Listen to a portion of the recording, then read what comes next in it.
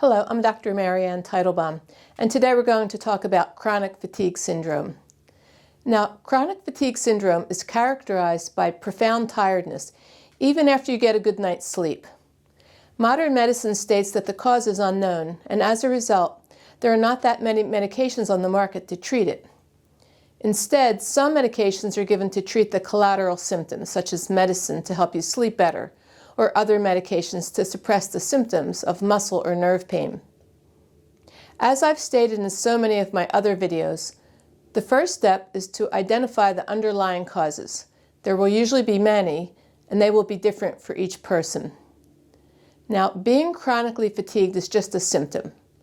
If there are low-grade infections or fevers, it's just a symptom. If there's nerve pain, it is also just a symptom. We want to keep perspective on the problem, resist the tendency to treat the obvious symptoms, and go beyond all that to address all the underlying imbalances in the physiology. Sometimes it's said that there's some nutritional deficiencies, and blood work is recommended to identify all those deficiencies, and then many nutraceuticals are prescribed based on the blood work. This is also an incorrect way to treat this, since being deficient is also a symptom, and the real issue is why are these nutrients deficient, and then go to work trying to fix digestion, absorption, and assimilation of nutrients. Plus, the synthetic nutraceuticals are nothing like their natural counterparts which occur in the food, surrounded by many compounds all contained within the fibers of the food, which work in synchrony to help prevent the side effects of that particular food. Plus, these synthetically made vitamins are devoid of the prana, which is nature's healing energy, which therefore renders these dumb and dead nutrients less effective than the vibrant nutrients occurring naturally within the food. Which means they may help on one level, but on another level they're toxic to our cells and they'll have some side effects, as they create confusion within the cellular system. And finally, no attention is given to the liver, which has to digest all these toxic nutraceuticals. Giving so many on a daily basis overwhelms the detox pathways in the liver and heats it up as all these chemicals come through it. Both the ancient Ayurvedic physicians and Hippocrates, the father of modern medicine, stated that all diseases begin in the gut, so that's where we'll begin our diagnosis and treatment.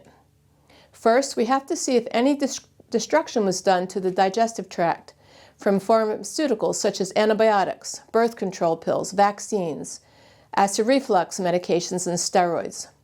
If so, we must fix the gut and the liver, both of which are responsible for properly digesting and absorbing the nutrients from the food you eat. It's important that we digest the food down to very small particles for optimum absorption into the bloodstream. If a residue of food, which is known as ama, is left behind in the gut due to improper digestion, then this ama will ferment into a highly inflammatory autoimmune toxin known as amavisha. From the digestive tract, this hot and reactive amavisha will follow the path that the food usually takes, which means it will systematically go into each of the 7 tissues. And if you recall, the 7 tissues are the blood plasma, the blood, muscle, fat, bone marrow, and the reproductive fluids. So if you're continually making poison from your food due to improper digestion and not nourishing the 7 tissues, you'll become chronically fatigued as these tissues absorb these toxins and become depleted. And remember, a compound called Ojas is made as the 7 tissues are nourished. A little is made during each transformation from one tissue to the next, and then Ojas is also made at the end of the 7th tissue. Ojas gives you great strength, stamina, and immunity to diseases. So if digestion is weak to begin with, then you'll wind up with low Ojas, which makes you very weak and tired. If your sleep is poor, then Ojas will also go low. Ojas is made when we have a deep, restful night's sleep, since Ojas is made from soma, the lunar energy, which is the highest at night when the moon is out and the influence from the sun's rays are not there. The Agni from the sun can burn the soma, resulting in less Ojas as we go through the day. We also burn up and use Ojas as we go through our busy days if we rush or have lots of mental, physical, and emotional stress, if we over-exercise or fast too much, or if our diet is deficient. If we have lots of bleeding and if we're dehydrated, Ojas also goes low. Now, the food we eat won't nourish all 7 tissues until 1 month from now, since it spends 3 to 5 days in each tissue. So whatever food you eat takes 1 month for it to not only nourish these tissues, but also to make good quality and quantity of ojas at the end. Except for milk. Not just any milk, though. In this country, milk is demonized, so it's rare to find a person who even drinks it anymore. And those few who do don't really understand what constitutes good quality milk. And to make matters worse, it's usually not taken in the correct way. Watch my video on milk, which describes the high-quality grass-fed cow's milk from A2 cows, non-homogenized, where it's boiled and taken on an empty stomach, or eaten with whole grains, dried fruits, and nuts. No wonder everyone is extremely exhausted. We come from a fast-paced culture which burns our ojas. We avoid milk, one of the best foods to replenish the ojas, and instead we start our day with acidic coffee, which makes us hyper and burns up the ojas even more.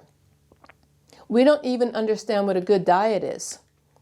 And then we take synthetic vitamins to fill in the gaps, mistaking them for the real thing found within the fibers of the food. And just about every person I see has had their seat of digestion, the gut microbiome, and their liver depleted and toxic from too many pharmaceuticals and processed foods. Every one of our food groups is toxic. We have toxic milk, toxic salt, toxic refined white sugar, poor quality water, bad vegetable oils, and low quality olive oil. We don't even know about the health benefits of ghee. We spray our wheat and most other foods with pesticides, destroying the prana in the foods and seriously depleting the beneficial microbes in the soil. Then we continue to eat frozen, microwavable, processed, and leftover foods, all dumb and dead foods lacking their original nutritional value. And finally, ojas is made from prana, the energy which keeps us not only alive, but it gives our cells their intelligence to perform all their functions. Prana has 3 components: soma from the moonlight, agni from the solar energy from the sun, and etheric energy found in the space and air elements. Soma from the moonlight converts in our bodies into ojas. Unfortunately, in this day and age, the soma is being burnt from all the hot vibrations of the electromagnetic frequencies, which come from computers, cell phones, cell phone towers, Wi-Fi, like that. So if you work around computers all day, it's best to learn all the ways to mitigate the effects of this very hot energy as it mixes in with the pranic energy entering your body, polluting it, which will then lead to low levels of ojas. If we want to truly heal from chronic fatigue, it's best to work with an Ayurvedic physician who can fix your digestion, teach you how to cook and eat a healthy diet, show you what a good daily routine is, and show you how to overcome the side effects of electromagnetic frequencies. We also have numerous herbs to enhance the production of energy and to clean the gaps in between the 7 tissues to help you make more ojas. Balancing all these details is too complicated for the general public to figure out, but you can rest assured that we can help you heal your exhaustion from a deeper level than by just popping a pill for symptomatic relief. Your bedtime, diet, and daily routine are considered the 3 pillars of health. If you follow these wisely, you can avoid feeling chronically fatigued, as well as many of the other modern ailments that are plaguing mankind. Thank you.